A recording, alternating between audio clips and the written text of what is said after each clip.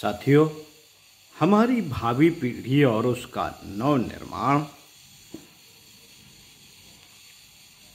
वाङ्मय 63 लेखक पंडित श्री राम शर्मा आचार्य आपको पढ़कर सुना रहे थे।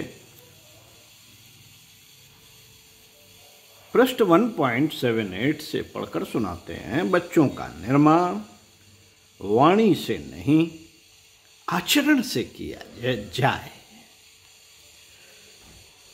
साथियों, सोचा यह जाता है कि उपदेश अथवा भाषण द्वारा दूसरों को प्रभावित किया जा सकता है तथा इतने भर से लोग अपना दृष्टिकोण एवं व्यवहार परिवर्तित कर लेते हैं, श्रेष्ठता के मार्ग पर चलने लगते हैं। इस मान्यता के आधार पर आज प्रवचनों, उपदेशों एवं लेखों की धूम मची हुई है। यह यदि सत्य होता तो किसी व्यक्ति में अवगुण नहीं पाए जाते। प्रत्येक व्यक्ति सदाचारी एवं चरित्रवान होता, परंतु तथ्य इससे सर्वथा विपरीत है। वक्ता का व्यक्तित्व एवं चरित्र ही वह आधार है जिससे प्रभावित होकर लोग अपनी गतिविधियां बदलने के लिए विवश होते हैं।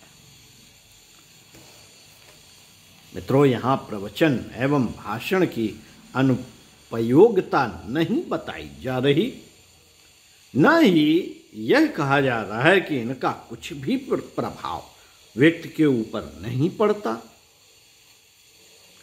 बल्कि इस तथ्य का प्रतिपादन किया जा रहा है कि वक्ता अथवा प्रवचनकर्ता के दिए गए व्याख्यान का प्रभाव तभी पड़ता है जब उसके अनुरूप उसका व्यक्तित्व हो तथा उन बातों को उसने अपने आचरण का अंग बनाया हो। राजनीतिक से लेकर सामाजिक एवं धार्मिक क्षेत्र में वक्ताओं की कमी नहीं। जुआ, नशा, सिनेमा, असंयम, आलस्य, कुविचार जैसे दुर्गुणों पर इनके व्याख्यान आए दिन होते रहते हैं, परंतु उनका प्रभाव सुनने वाले व्यक्तियों पर नहीं पड़ता। इन बुराइयों के परित्याग कराने में उच्च कोटि के श्रेष्ठ संस्कार वाले व्यक्ति ही सफल होते हैं, क्योंकि वे अपनी वाणी से नहीं, अपने आचरण एवं व्यक्तित्व द्वारा दूसरों को प्रभावित करते हैं।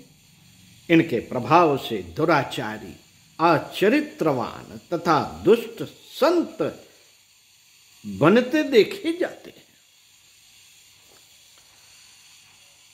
व्यक्ति की गतिविधियों में महत्वपूर्ण परिवर्तन कर देना इन्हीं के द्वारा संभव होता है।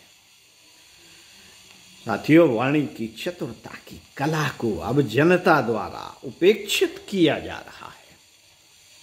लोग इससे कुछ मनोरंजन भले ही कर लें, परंतु उनके आचरण में परिवर्तन संभव नहीं।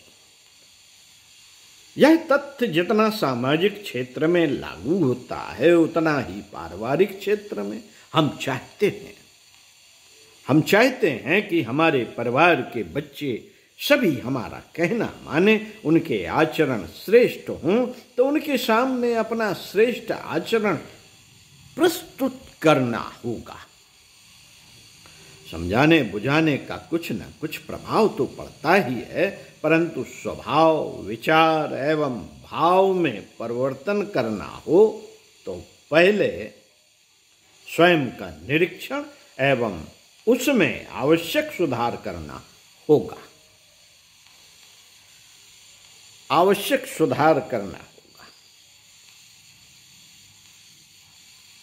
उत्कृष्ट व्यक्तित्व का प्रभाव ही परिवार के सदस्यों पर पड़ता है। जलता हुआ दीपक ही दूसरे दीपक को जला सकता है। परिवार में शांति एवं व्यवस्था भी तभी रह सकती है जब परिवार में सज्जनता, स्नेह, सदाचरण की गतिविधियां अपनाई जाए।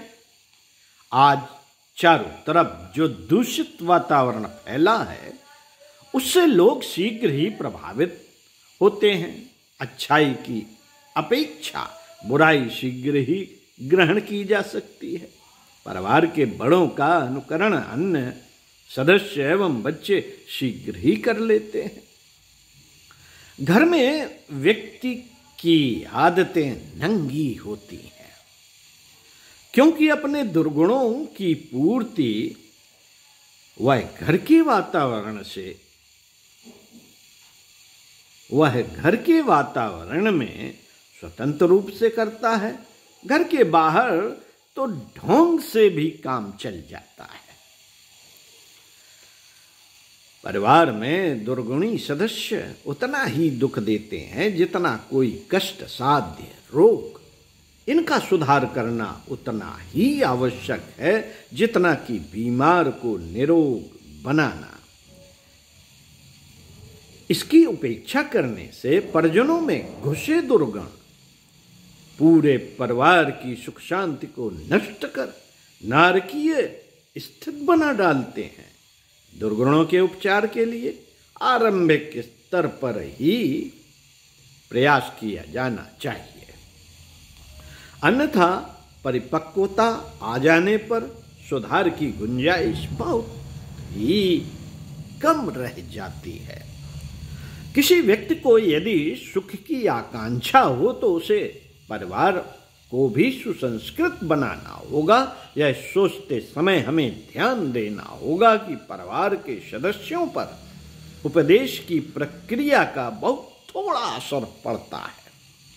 इतने में यदि काम चलता तो प्रत्येक परिवार में कोई न कोई समझाने वाला रहता ही है, जिनके समझाने से घर के सभी सदस्य सद्गुणी होते तथा वातावरण स्वर्ग जैसा दिखाई देता। फिर कोई घर अशांति का केंद्र क्यों रहता? बच्चे उद्दंड एवं अवगुणी क्यों होते? साथियों, परिवार को सुधारने की इच्छा रखने वालों को सर्वप्रथम अपने आप को सुधारना चाहिए, क्योंकि वास्तविक प्रवचन यही है कि माता पिता के ऊपर बच्चों को जन्म देने का ही नहीं, उन्हें सुसंस्कारी बनाने का महत्वपूर्ण उत्तरदायित्व है। बच्चों की आदतों के ठीक न होने का अधिकांश दोष उनके अभिभावकों को ही दिया जा सकता है। लाड़ प्यार में माँ बाप बच्चों पर बहुत अधिक खर्चा करते रहते हैं। परिणाम स्वरूप बच्चा पैसे का मूल्य समझ नहीं पाता तथा फिजूल खर्ची की आदत सीख जाता है। यही आदत बड़े होने पर अपव्यय के रूप में देखी जाती है। मित्रों, माता पिता में जो परस्पर कलह संघर्ष होता रहता है उसका प्रभाव बच्चे के कोमल हृदय पर पड़ता है। वे भी द्वेष, घृणा, कटुता की भावनाएं अपना लेते हैं, जिसका परिणाम आगे चलकर पारिवारिक जीवन के लिए घातक सिद्ध होता है। जिस माता के हृदय में अपने बड़ों के प्रति श्रद्धा होगी, उसके बच्चे भी अपने माता पिता बड़ों के प्रति श्रद्धावान एवं भावनाशील होंगे। माता पिता के संयोग से बच्चे का शरीर ही नहीं बनता, वरन उनकी मानसिक स्थिति के आधार पर ही बालक का मन भी विनिर्मित होता है। जो अभिभावक स्वयं दुर्गुणों एवं कुसंस्कारों से भरे हैं, उनके बच्चों में भी प्रायः उसी स्तर के संस्कार आएंगे। अच्छी संतान सुसंस्कारी माता पिता प्रयत्न पूर्वक उत्पन्न कर सकते हैं। इसके लिए माँ बाप को पहले अपने आप को संस्कारवान बनाने के लिए प्रयत्न करना पड़ता है। कुसंस्कारी बच्चे तो पैदा होते ही रहते हैं और समाज के लिए भार बनते देखे जाते हैं। यदि संस्कारी बच्चों की कामना है तो उसके लिए स्वयं में परिष्कार करना ही होगा, अन्यथा यह कामना छोड़ देनी चाहिए तथा जैसे भी दुर्गुणी बच्चे जन्मे उन्हें अपनी करनी का फल मानकर संतोष करना चाहिए। एक संत के पास एक महिला यह जानकर पहुंची कि उनकी बातों का प्रभाव शीघ्र ही पड़ता है तथा व्यक्ति अपने अवगुणों को छोड़ देता है। वह महिला का बच्चा शक्कर खाता था जिससे उसका स्वास्थ्य गिरता जा रहा था। डॉक्टरों एवं स्वयं उसके द्वारा समझाए जाने का उस बालक के ऊपर कोई प्रभाव नहीं पड़ा। संत ने उससे 15 दिन का समय मांगा तथा उसके बाद आने को कहा। इस अवधि के बाद वह अपने बच्चे को लेकर पहुंची।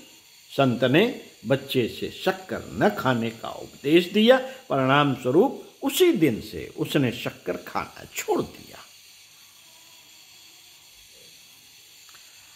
निकट रहने वालों ने संत से इसका रहस्य पूछा कि इतनी सी बात तो आप 15 दिन पहले भी कह सकते थे, फिर इतना समय लेने का क्या कारण था?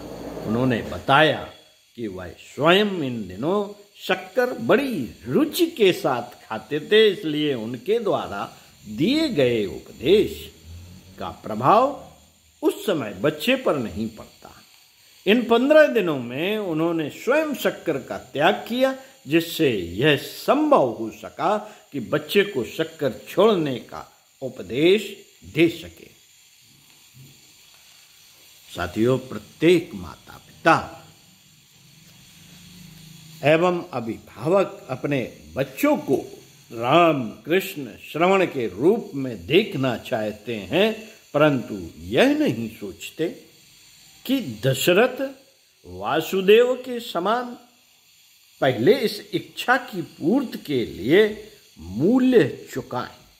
गुण कर्म स्वभाव की दृष्टि से अपने को इस योग्य बनाएं कि उनके बच्चे भी श्रेष्ठ आचरण करें।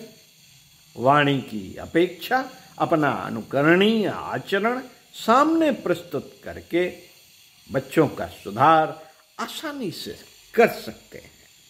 पंडित श्री राम शर्मा आचार्य इसी क्रम में आपको अगले वीडियो में पढ़कर सुनाएंगे। पहले अभिभावकों को ही शालीनता का पाठ पढ़ना पड़ेगा। ओम शांति।